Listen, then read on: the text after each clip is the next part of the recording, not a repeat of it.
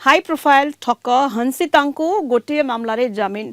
जाल पासपोर्ट मामलें सर्तमूलक जमीन मंजूर करिसेंती हाईकोर्ट। जाल पासपोर्ट मामलें इन्फोसिटी थाना होइतिला मामला। तेबे अन्य एक ठकी मामलें जमीन आवेदन शुणाणी शेष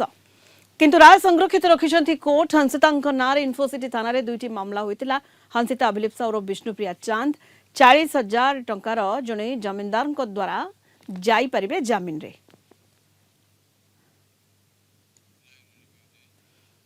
अधिक सूचना आम जोनल हेड विभूति साहू वर्तमान जोड़ी होती। विभूति ये गोटे मामला रे जमीन मिली सर्तमूलक जमीन हंसिता को देखो सुनीता जदि देखिए हंसिता अभिलिप्सा ओरफ विष्णुप्रिया चांद जहाँ कि बड़ ठकई मामलें से गिरफ होती सहयोगी अनिल महांती उभय को गिरफ करा भुवनेश्वर पुलिस गिरफ कर जेल रे रही जो भली भाव ना ठकईर गोटे बड़ अभियोग आसीथिला से प्रधानमंत्री प्रमुख सचिव संपर्क बोली कही ठकई करछन्ते एवं तांको ठकईर जो भरी भाव कोटी कोटी टंकार ठकई और विलासपूर्ण जीवन यापन ताकू नहीं सारा राज्य रे चर्चा रे रही तांकर जमीनी निम्न अदालत खारज करथिले पूर्व से हाईकोर्ट को आसते नियमित जमीन एवं नियमित जमीन गोटे मामला रे तांको मिलिछि एवं तांकर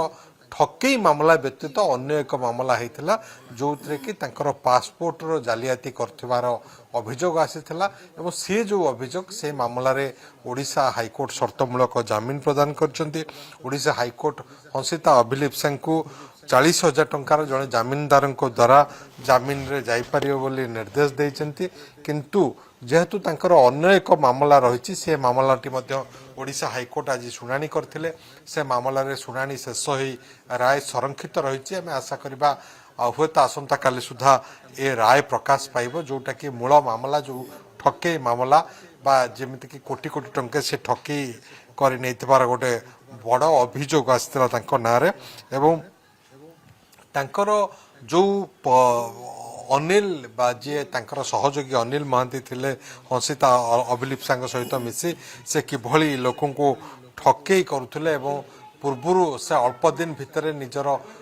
वेशभूषा ठू आरंभ करी रहिबा स्टाइल गाड़ी मेंटेन ड्रेस ए सबुरे बेस परिवर्तनशील हो पारथिले अल्प दिन भितर एवं ताकू नहीं कि चर्चा जोर धरथिला सारा राज्य रे जे हंसिता अभिलिप्सा किए किभली कहा सहायता रे एते बड़ हो पारिले बा एते बड़ हाई प्रोफाइल ठक बा जो भली भाव रे से ठकई करिसंती बा तांको विरुद्ध रे जो सब अभियोग आसी से नहीं कि जो मामला जारी रही मामला रे से जमीन आवेदन करथिले माननीय ओडिशा हाईकोर्ट को निकट रे जेतु दुईटी मामला दुईटी जमीन आवेदन करथिले एवं गोटे मामला जहाँ कि जाल पासपोर्ट से आवेदन करिसंती जो आवेदन करछन से जमीन को मंजूर करछंती ओडिशा हाईकोर्ट एवं से शर्त रही 40,000 टंकार जड़े जमीनदार द्वारा से जमीन रे जाई परिबे किंतु जो मूल मामला बा ठकई मामला से मामला रे कौनसी निर्देशनामा आसी ना आम आशा करबा आसंता काली सुधा तार निर्देशनामा आसब और आसंता काली सुधा तार निर्देशनामा आसला पर ही से कौन शर्त रोचे ताहा स्पष्ट हो आर मामला बा जोटा कि मूल मामला ठकई मामला से मामला रे जमीन रे आसला पर से मुकुली पारिबे आउ कोनोसी प्रतिबंधक नहीं किंतु पूर्व निम्न अदालत तांको जमीन आवेदन को खारज करथिले उभय मामला रे तापर से ओडिशा हाईकोर्ट को आसथिले एवं ता परवर्ती समय ओडिशा हाईकोर्ट रे मध्य से अन्य एक पिटिशन इंट्रीम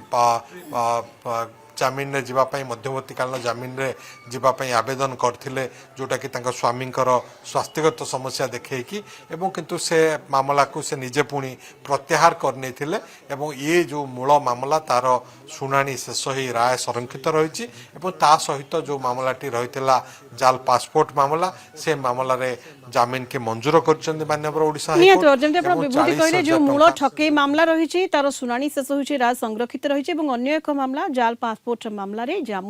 जामिन मंजूर होईछि तेणु जो मूल ठकेई मामला रही तार राय कौन रहुछि ताहा स्पष्ट होला परे बा सामना को आसिला परे ही जणा पड़िबो जे हाई प्रोफाइल ठक हंसिता जेलु मुकुड़ी पारिबे कि नाही। धन्यवाद आपनको विभूति साहू आम जोनल हेड सीधासलख जोड़ी होइतिले अधिक सूचना दोथिले संपर्क रे।